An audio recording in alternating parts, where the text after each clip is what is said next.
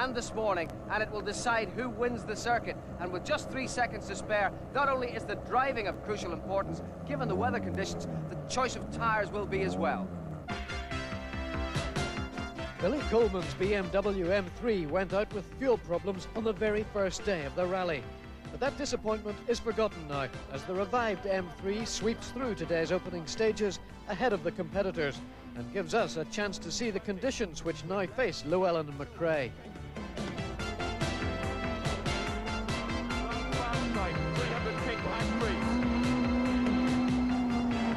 Quick left, 200 kicks. Quick left, 200 kicks there. Easy right, 50. Easy left, 1/2 kicks. Turn bad right, don't cut, 200. And the problem of choosing the right tyres is highlighted here as one turn takes us from wet to dry roads.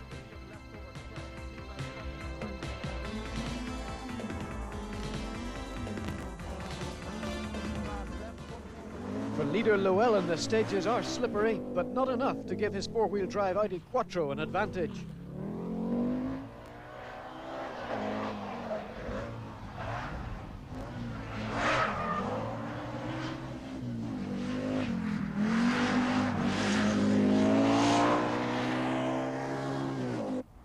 In fact, it's McRae who takes the stage by the scruff of the neck as he seizes the initiative once again. Winding the Cosworth Sierra up to 140 miles an hour on the long straights, he quickly overhauls Llewellyn and establishes a narrow lead.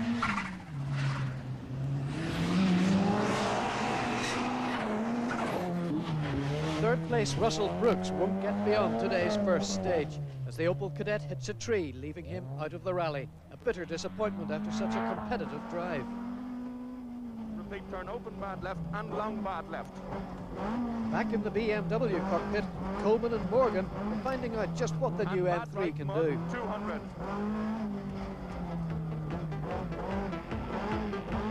Slow left, 70. Right and killer, square right. 500 kicks, black Pullman right, 30. Fast left over crest, 200. After the demise of Russell Brooks, Phil Collins makes it Cosworth Sierra's first and third.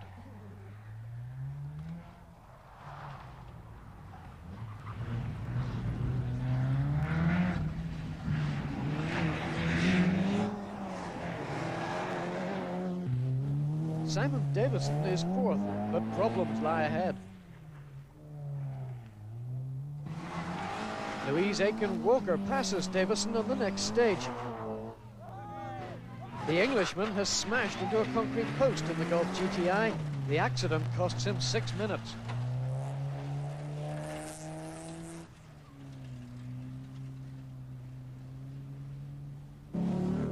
Sebastian Lindholm has done remarkably well in his first circuit outing. He's now fifth.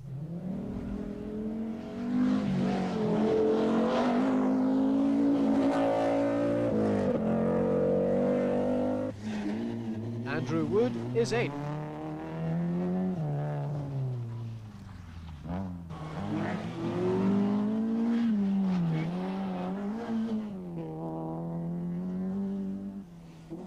And here's Graham Middleton. No problems yet for the Toyota.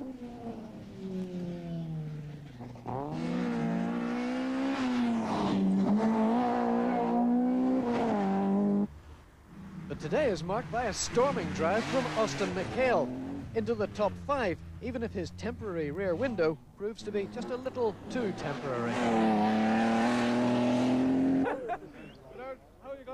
A young spectator with a new Rover watches Richard Hall in his new Mazda.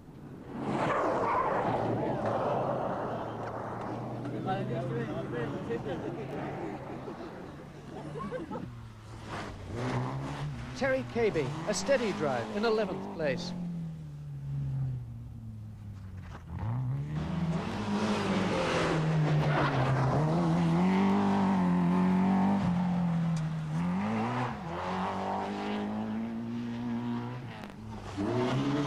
R26 is the Opel Kadett GSI of Dave Metcalf and Paul Watkins.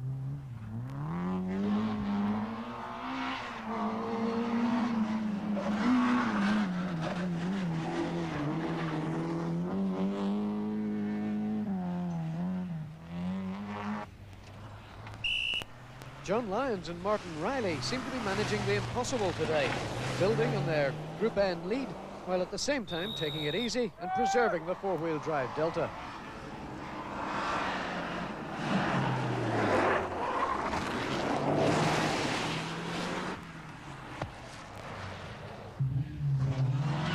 Frank Fennell's crew changed a gearbox last night, and so far the morning has been trouble-free.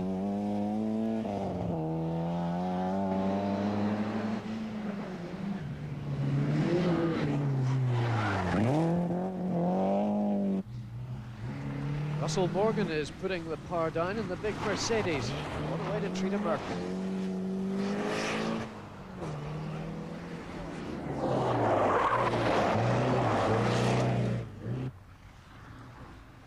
Probably the only Peruvian ever to compete on the Circuit of Ireland, Ramon Ferreros is third in Group N and 16th overall.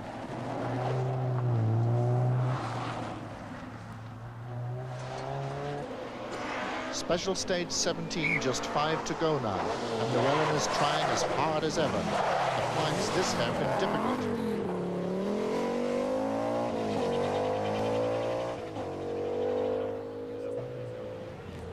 John Lyons has done a McRae in Group N, extending his lead by a further 10 seconds over Morgan's Mercedes.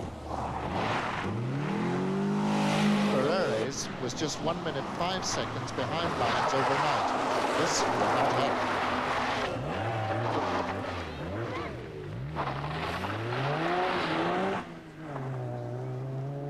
Frank Fennell, with driving like this, has a great chance of getting inside the top 10. Graham Middleton, however, now up to 7th, will lose time on this very stage with throttle linkage trouble, but his problems are minute compared to Davidson's.